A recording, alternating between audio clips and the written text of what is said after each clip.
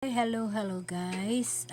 Welcome back again So today, may kunti lang akong ibabagi sa inyo So, alam niyo ba na tayong mga tao, lalo pa na nag-aaral tayo o nanampalataya tayo, nandyan ho yung mga tentasyon sa mga bagay-bagay na hindi mo maunawaan, ngunit nandyan ho yung tinatawag na gumugulo sa ginagawa mo.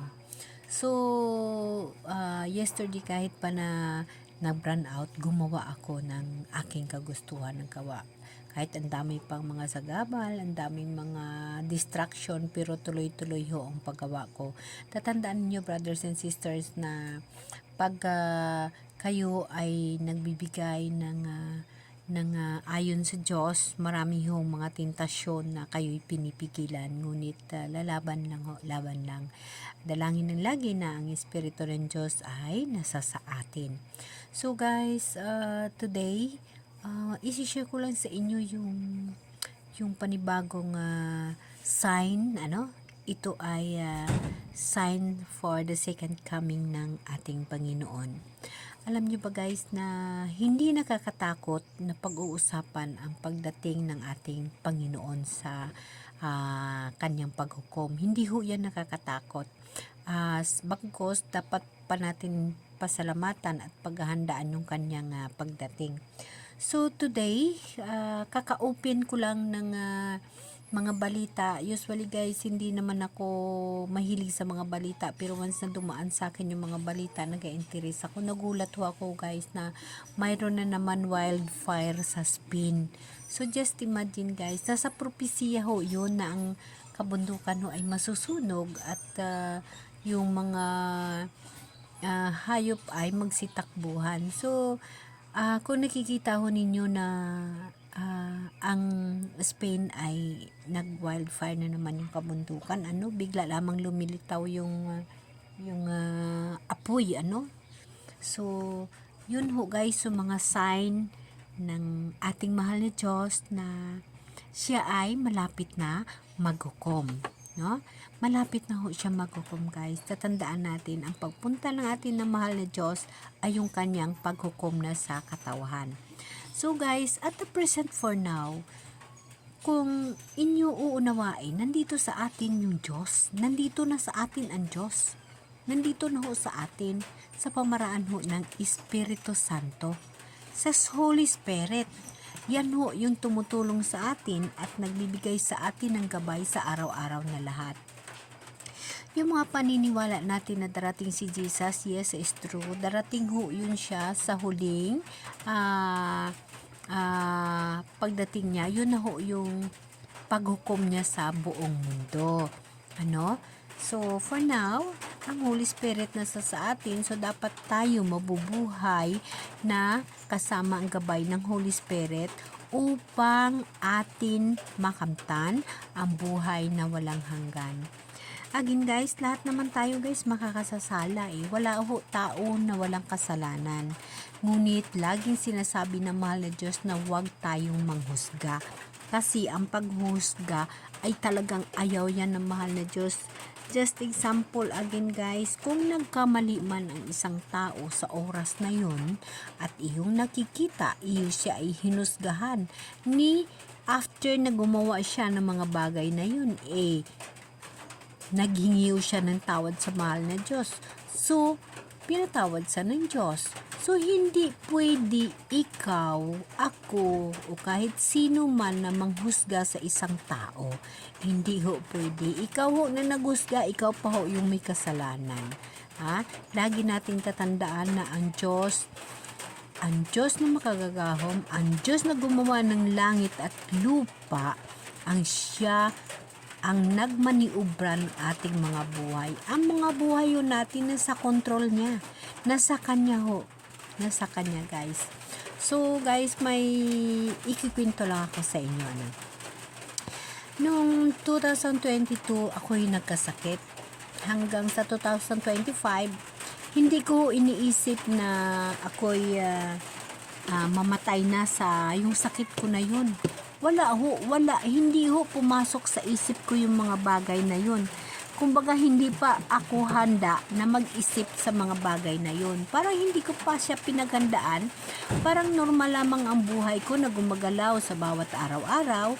Ngunit nagpapagamot ako. Ngayon, after a year, kasi guys, stroke survivor ako, kumbaga na stroke person ako. And then, hindi ko talaga guys iniisip na mamatay ako eh. Awan ko ba, may sakit ako pero hindi ako nag-isip na mamatay na ako nito or ano, hindi. Yung mga year na yun, 2022 to 24, ano, kasi 25 pala ngayon. So, mga January ng 25 na, January year 25, yun pa ho, yun ang nasa mind ko. Wala ho akong iniisip na ako'y mamatay na or what, wala ho.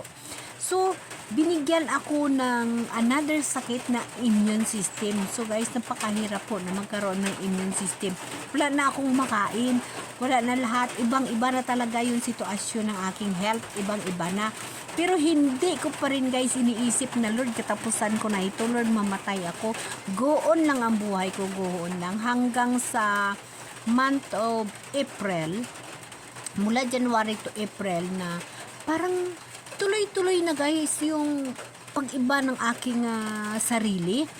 Doon na nagsimula sa mga buwan na yun na ako'y nag-iisip, ay Lord, paano na lang yung mga anak ko? Yung mga anak ko guys is malalaki na ho.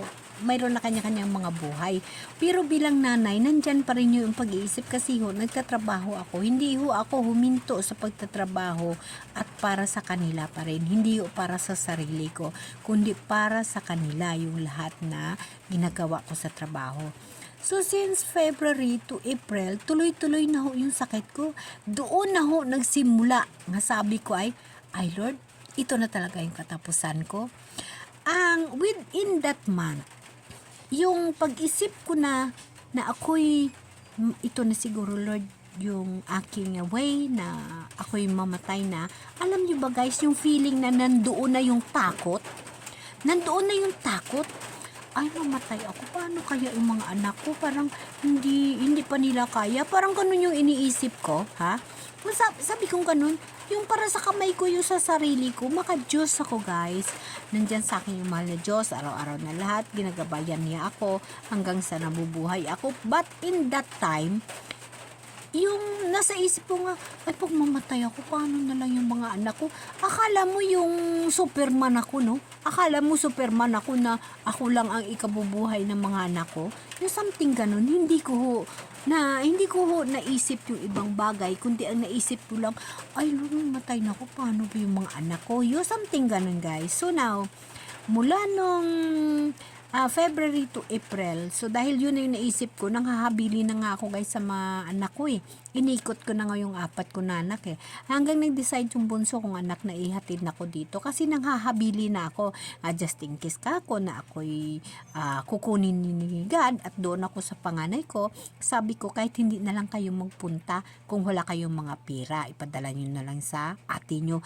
Yan guys, yung mga sinasabi ko. Yan ho, yung aking nasa isip. Ngunit, nandyan ho guys ang takot.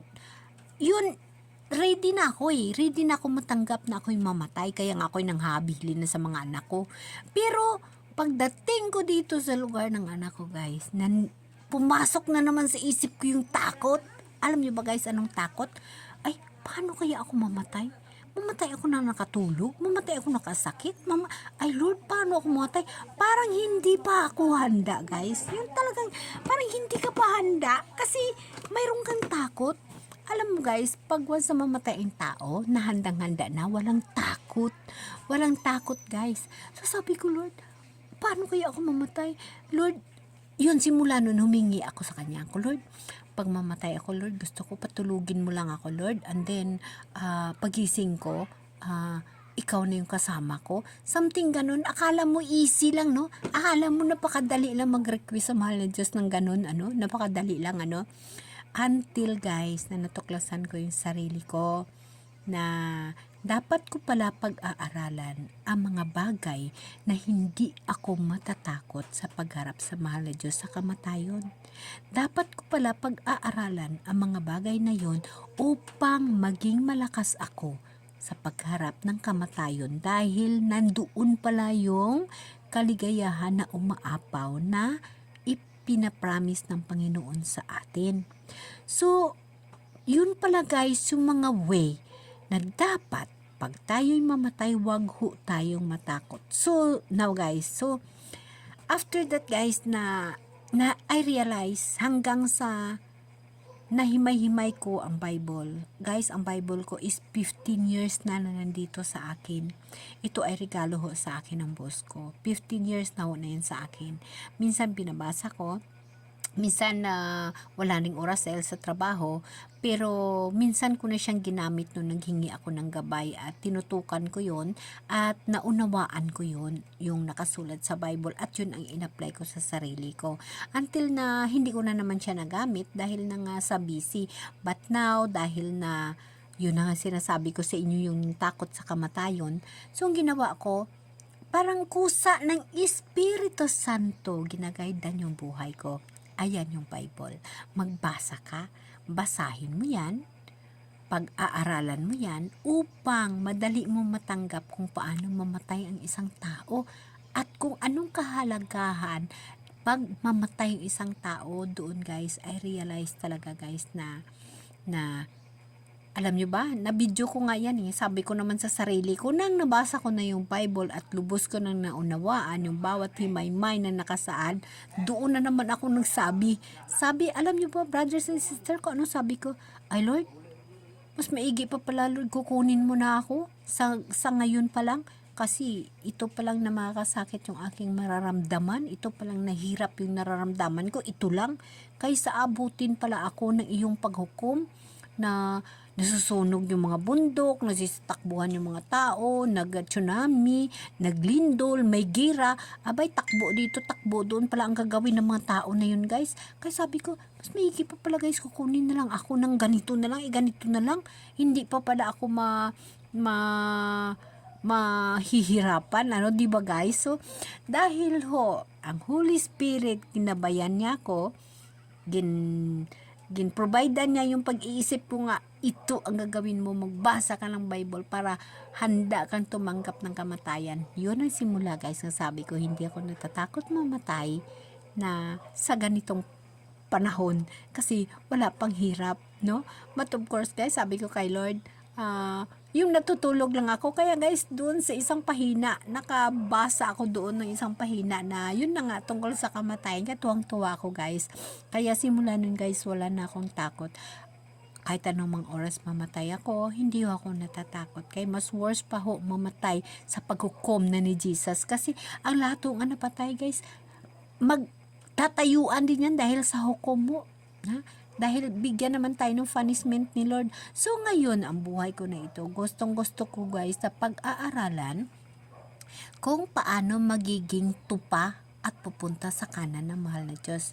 At kung paano matatanggap ang kaligayahan na umaapaw sa puso na wala na makaagaw kahit sino man. Kasi yun na yung judgment ng Diyos Ama sa Heavenly Father ang magiging kasama natin sa mundo.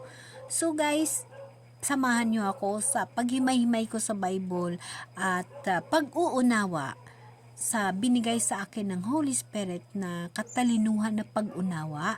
I hope na pakinggan ninyo yung mga sinasabi ko sa inyo at sana mananalaytay din sa puso at isipan ninyo ang katotohanan.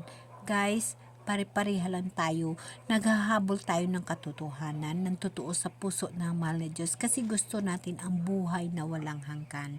So, yun guys. For now, yun na muna ang ma-share ko sa inyo. Again guys, huwag matakot mamatay sa ngayong panahon kasi hindi pa tayo tatakbo. Hindi pa tayo tatakbo upang tumakas doon sa mga lindol, sa mga bulkan na pumutok sa gera. Ano, 'di ba guys? Okay guys. Amen. Amen.